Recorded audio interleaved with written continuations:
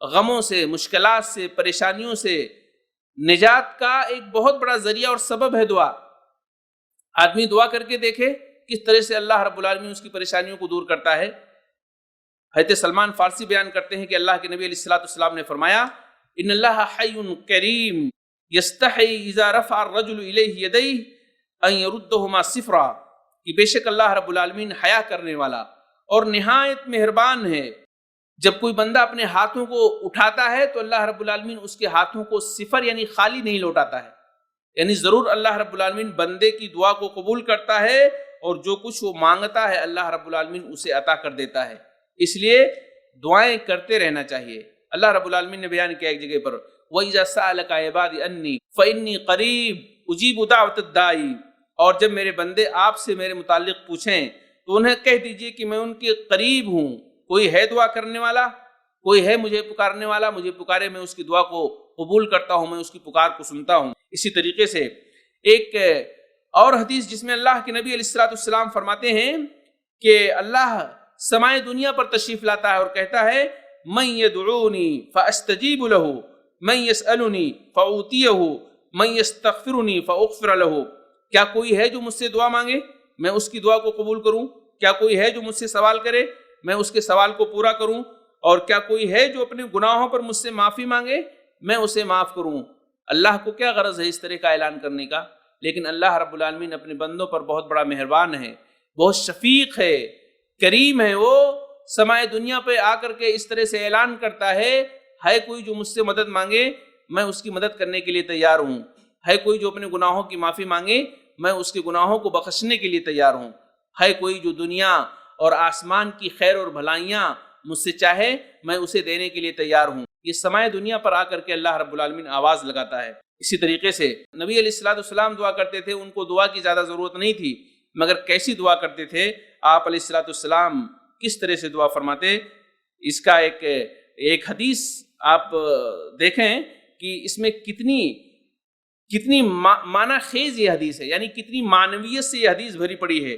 اللہ کے نبی فرماتے تھے اللہم اصلح لی دینی الذی ہوا عصمت امری واصلح لی دنیای التی فیہا معاشی واصلح لی آخرتی التی فیہا معادی واجعل الحیاۃ زیادۃ لی فی کل خیر واجعل الموت راحۃ لی من کل شر۔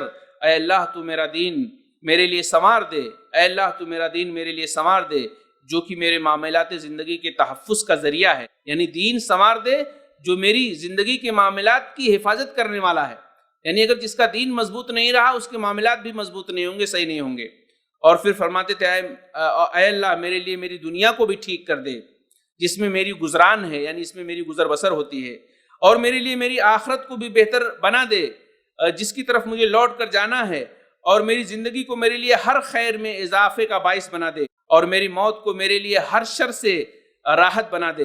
یہ اللہ کے نبی علیہ الصلوۃ والسلام دعا کرتے تھے، دنیا کے بارے میں بھی کرتے تھے، آخرت کے بارے میں بھی کرتے تھے، معاش کے بارے میں بھی کرتے تھے، اور ہر اعتبار سے کرتے تھے کہ اللہ رب العالمین جو ہے ہمیں سکون اور چین کی زندگی عطا کر دے اس دنیا کے اندر۔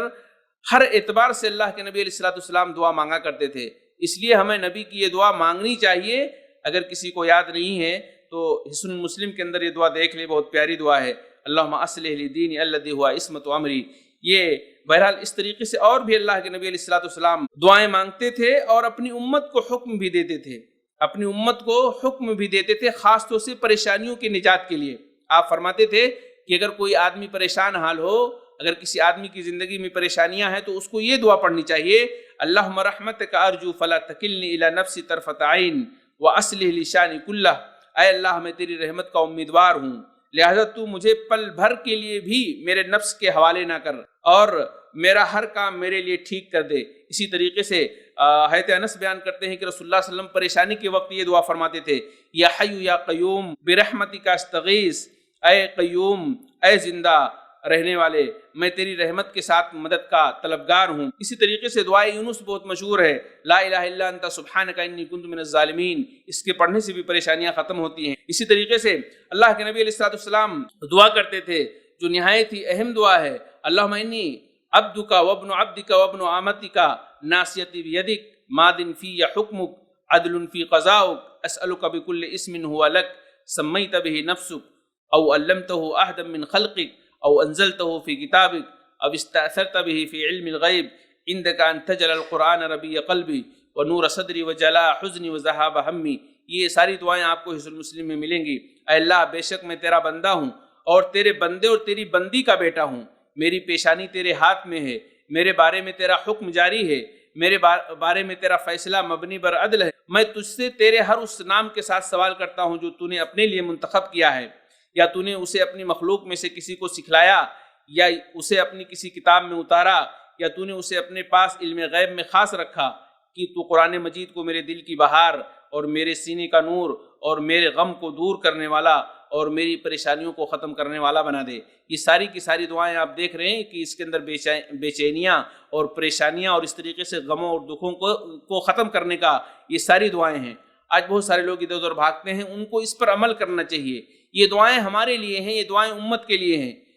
ان دعاؤں پر کوئی اور مخلوق عمل کرے گی نہیں، صرف نبی کریم صلی اللہ علیہ وسلم کی یہی امت جو ہم اور آپ ہیں، ہمارے لیے یہ ساری دعائیں بھیجی گئی ہیں. ہمیں اس پر عمل کرنے کے لیے کہا گیا ہے، تو اس لیے ہمیں اس پر عمل کرنے کی ضرورت ہے. اسی طریقے سے اپنی زندگی کے اندر اگر ہم خوشحالیاں چاہتے ہیں، اپنی زندگی کو پرسکون بنانا چاہتے ہیں، تو آپ اللہ کا ذکر بھی کیجئے. اللہ کے ذکر سے دلوں کو سکون ملتا ہے. اللہ رب العالمین نے ایک جگہ فرمایا الذین آمنوا وتطمئن قلوبهم بذکر اللہ الا بذکر اللہ تطمئن القلوب. جو لوگ ایمان لاتے ہیں ان کے دل اللہ کے ذکر سے مطمئن ہو جاتے ہیں. جو صاحب ایمان ہیں ان کے دل اللہ کے ذکر سے مطمئن ہو جاتے ہیں. اور پھر ایک آگے اللہ نے فرمایا الا بذکر اللہ، خبردار ہو جاؤ، آگاہ ہو جاؤ، سن لو، الا بذکر اللہ تطمئن القلوب. اللہ کی یاد سے ہی دلوں کو اطمینان حاصل ہوتا ہے. اللہ کی یاد سے، اللہ کا ذکر کرنے سے ہی دلوں کو سکون ملتا ہے. تو دلوں کو سکون پہنچانے کے لیے، اپنے آپ کو راحت اور آرام پہنچانے کے لیے آپ اللہ کا ذکر کیجئے. ہم مسلمان ہیں لیکن اللہ اور اس کے رسول کی اس تعلیمات پر عمل کرنے کی کوشش نہیں کرتے ہیں. ہمارے برخلاف ہندوؤں کو دیکھیے، غیر مسلموں کو دیکھیے، ان کے ہاں پتہ نہیں کون کون سے منتر ایجاد وہ لوگ کیے ہیں، اور جب ان کو کوئی تکلیف ہوتی ہے تو وہ منتر پڑھتے ہیں، یوگا کرتے ہیں، اور اس میں پتہ نہیں کیا کیا منتر پڑھتے ہیں. وہ آرام پانے کے لیے اس طرح کا وہ عمل کرتے ہیں، حالانکہ وہ سب کے سب بے بنیاد اور بے اصل اور غلط ہیں. لیکن یہاں تو اسلام نے ہمیں غموں کو دور کرنے کے لیے اتنا عظیم نسخہ اور بہترین نسخہ دیا ہے، لیکن ہم اور آپ پھر بھی اس سے چشم پوشی کرتے ہیں، ہم اور آپ اس سے اعراض کرتے ہیں، ہم اور آپ اس پر عمل کرنے کی کوشش نہیں کرتے ہیں. تو اللہ نے فرمایا الا بذکر اللہ تطمئن القلوب. یاد رکھیے اللہ کے ذکر سے ہی دلوں کو اطمینان حاصل ہوتے ہیں. اور پھر بہت ساری باتیں اللہ کے نبی علیہ السلام نے اس حوالے سے بیان کی ہیں کہ آپ بہت ساری دعاؤں کا ورد کیجئے. لا حول ولا قوت الا باللہ پڑھیے، سبحان اللہ و بحمدہ سبحان اللہ العظیم پڑھیے، اور اس طریقے سے سبحان اللہ الحمدللہ اللہ اکبر پڑھیے.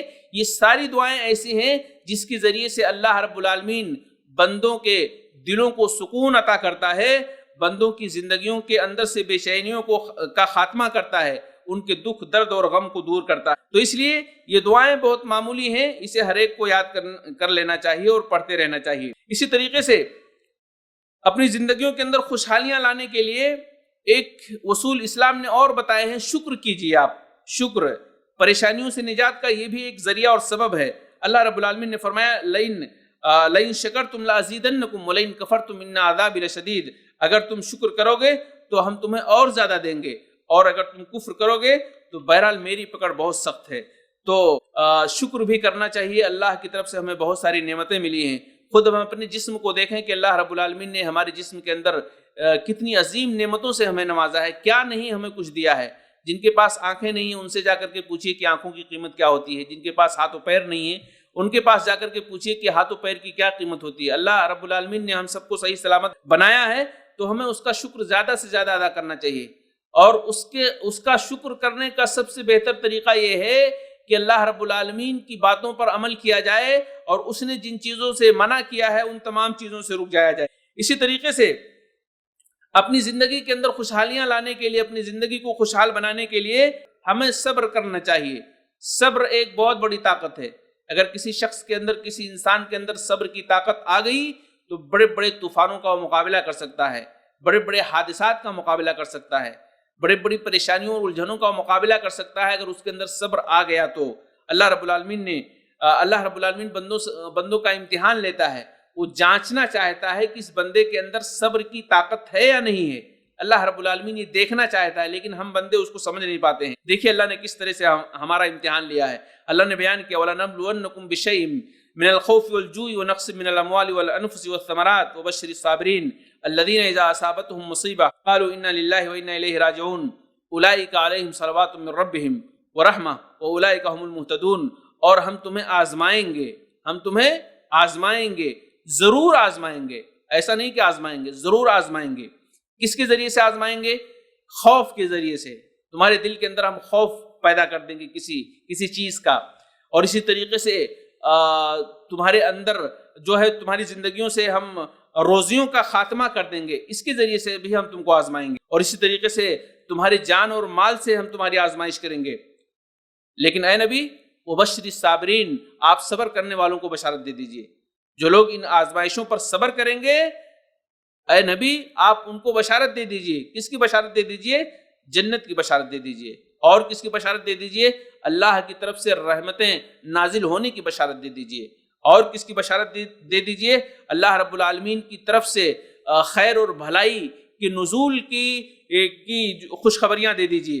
یہ نبی کریم صلی اللہ علیہ وسلم کو بتایا گیا کہ جو آزمائش میں صبر کریں گے ان کو اس طرح کی خوشخبریاں دے دیجئے۔ تو آزمائش میں ہم کو صبر کرنا چاہیے، اور اس میں بہت بڑا ثواب ہے، بہت بڑا اجر ہے۔ اللہ کے نبی علیہ الصلوۃ والسلام فرماتے ہیں ما يصيب المسلم من نصب ولا وصب ولا هم ولا حزن ولا اذى ولا غم حتى الشوكة التي شاكها الا كفر الله بها من خطايا۔ مسلمان کو جب تھکاوٹ یا بیماری لاحق ہوتی ہے یا اس کو کوئی غم اور تکلیف ہوتی ہے، یہاں تک کہ اگر ایک کانٹا بھی چبھتا ہے تو اللہ رب العالمین اس کے گناہوں کو مٹا دیتا ہے۔ تو اگر آپ کو کوئی تکلیف ہو، جسمانی تکلیف ہو، خود سے کوئی تکلیف ہو، یا کوئی سامنے والا آپ کو تکلیف پہنچا رہا ہو، تو آپ اس پر صبر کریں اس نیت سے کہ اللہ رب العالمین ہم کو اس پر اجر دے گا۔ تو یقیناً اللہ رب العالمین اجر دے گا، آپ کے گناہوں کو مٹا دے گا۔ یہاں تک کہ اگر آپ کے بدن میں کہیں کانٹا چبھ جائے اور آپ اس پر بھی صبر کریں تو اللہ اس کے ذریعے سے بھی آپ کے گناہوں کو دھل دیتا ہے۔ اسی طریقے سے ایک اور حدیث اللہ کے نبی علیہ الصلوۃ والسلام فرماتے ہیں ما من مسلم يصيبه اذى الا حاط الله عنه خطايا كما تحاط ورق الشجر۔ جب کسی مسلمان کو کوئی تکلیف پہنچتی ہے تو اللہ اس کے گناہوں کو اس طرح گرا دیتا ہے جیسے درخت کے سوکھے پتے گرتے ہیں۔ جب کسی مسلمان کو تکلیف پہنچتی ہے اور اس پر صبر کرتا ہے تو اللہ رب العالمین اس کے گناہوں کو اس طرح سے گراتا ہے جیسے درخت سے سوکھے پتے گرتے ہیں۔ آپ اندازہ کریں۔ تو بہرحال تکلیفوں میں، پریشانیوں میں صبر کرنا یہ ہر حال میں ہمارے لیے خیر ہے، ہر حال میں ہمارے لیے ایک نعمت ہے۔ اللہ کے نبی علیہ الصلوۃ والسلام فرماتے ہیں اس حوالے سے، آپ دیکھیں عجبا لامر المومن، مومن کا معاملہ عجیب ہے۔ عجبا لامر المومن، مومن کا معاملہ عجیب ہے۔ ان امرہ کلہ خیر، اس کا ہر معاملہ خیر ہے، ہر چیز اس کی خیر ہے۔ ولیس ذلک لأحد الا للمؤمن، اور یہ مومن کے علاوہ کسی کے لیے نہیں ہے، صرف مومن کے لیے ہے کہ اس کا ہر معاملہ خیر ہے۔